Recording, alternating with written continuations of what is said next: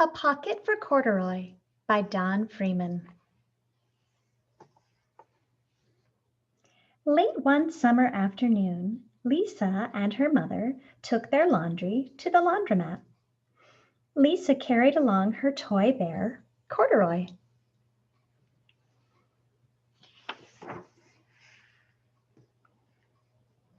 The laundromat was a very busy place at this hour.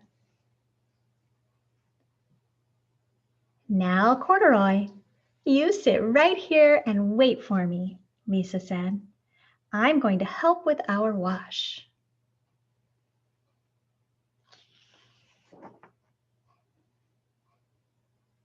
Corduroy waited patiently.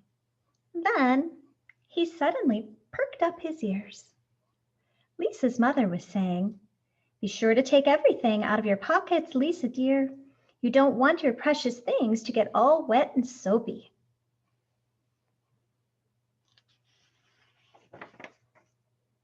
"Pockets?" said Corduroy to himself. "I don't have a pocket."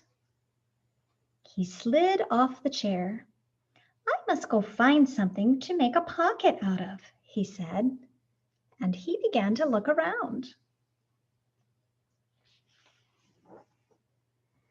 First, he came to a pile of fancy towels and washcloths, but nothing was the right size or color. Then he saw a huge stack of colorful clothes in a laundry bag. "There ought to be something in there to make a pocket out of," he said. Without hesitating, he climbed inside the bag, which was filled with pieces of wet laundry. The dampness didn't bother Corduroy in the least. "This must be a cave," he said. "I've always wanted to live in a dark, cool cave." Later, when Lisa looked for her bear, he was gone. "Oh, Mommy," she cried. "Corduroy isn't here where I left him." "I'm sorry, honey," said her mother, "but the laundromat will be closing soon and we must be getting home." Lisa did not want to leave without Corduroy, but her mother insisted. "You can come back tomorrow," she said. "I'm sure you will find him." As they left, a young man wearing an artist's beret was taking his wet laundry out of a bag, the very bag Corduroy had discovered. Before he knew it, Corduroy was being tossed together with all the sheets, shirts, shorts, and slacks. Inside the dryer! But just as the artist was shutting the glass door, Corduroy tumbled out onto the floor. "How in thunder did that bear ever get mixed up with all my things?" the artist wondered. Poor Corduroy was damp all over. "The least I can do for him is give his overalls a good drying," said the man. He unbuttoned Corduroy's shoulder straps and put his overalls in the dryer. Corduroy grew dizzy as he watched the clothes spinning around. But the artist became inspired. "This would make a wonderful painting," he said as he took a sketch pad out of his pocket and began drawing the swirling colors. "I can hardly wait to get back to my studio." Finally, the dryer stopped whirling and the man gathered up the clothes. Then he helped Corduroy put on his warm, dry overalls. All at once, the manager of the laundromat called, "Closing time! Everybody out!" Corduroy was gently placed on top of a washing machine. "I wonder who that bear belongs to," said the artist as he was leaving. "He should have his name someplace. He's too fine a fellow to be lost." As soon as the lights were turned off, Corduroy began his search again. He was surprised to see something white glowing in the dark. Maybe it's snow, he said. I've always wanted to play in the snow.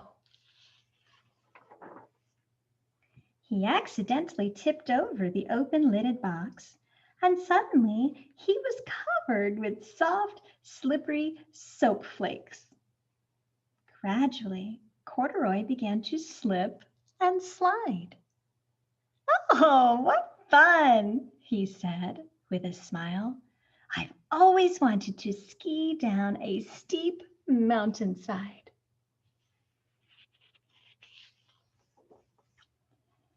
He landed paws first in an empty laundry basket. "This must be a cage," he said, peeking through the bars. "I've never wanted to live inside a cage like a bear in the zoo." But by now, Corduroy felt drowsy, and soon he nodded off to sleep.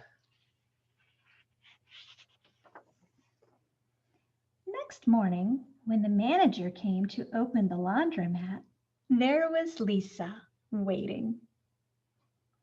"I left something here yesterday," she explained. "May I look around?" "Certainly," said the manager. "My customers are always leaving things." Lisa was searching under the chairs and in back of the washing machines when she heard the manager call her. "Is this what you're looking for, señorita?" "Yes, yes, he's my best friend," shouted Lisa. She reached in and picked Corduroy out of the basket. "So this is where you've been, you little rascal," she said. "It's time I took you home." Lisa thanked the manager and ran down the street, holding Corduroy tightly in her arms. "I thought I told you to wait for me," she said. "Why did you wander away?" "I went looking for a pocket," Corduroy said. "Oh, Corduroy, why didn't you tell me you wanted a pocket?" asked Lisa. That very morning, Lisa sewed a pocket on Corduroy's overalls. "And here is a card I've made with your name on it for you to keep tucked inside," she said. "I've always wanted a purple pocket with my name tucked inside," said Corduroy as he and Lisa nuzzled noses.